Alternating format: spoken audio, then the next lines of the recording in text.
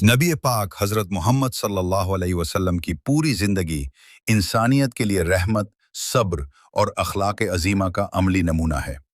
مکہ مکرمہ میں جب ظلم، تکلیفیں اور مخالفت حد سے بڑھ گئی اور آپ صلی اللہ علیہ وسلم کے چچا ابو طالب اور زوجہ محترمہ حضرت خدیجہ رضی اللہ عنہا کا انتقال ہو گیا، تو یہ سال تاریخ میں عام الحزن، غم کا سال کہلایا۔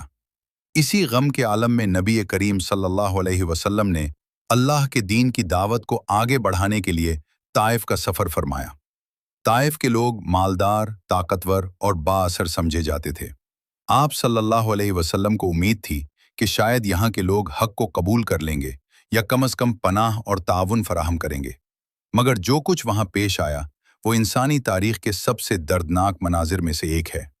آپ صلی اللہ علیہ وسلم نے طائف کے سرداروں کو اسلام کی دعوت دی، مگر انہوں نے نہ صرف انکار کیا بلکہ بدتمیزی، مذاق اور گستاخی کی۔ پھر انہوں نے شہر کے اوباش لڑکوں اور غلاموں کو آپ صلی اللہ علیہ وسلم کے پیچھے لگا دیا۔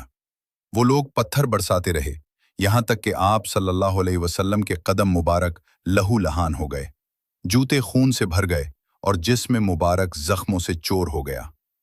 اس حالت میں آپ صلی اللہ علیہ وسلم طائف سے باہر ایک باغ میں پناہ لینے پر مجبور ہو گئے۔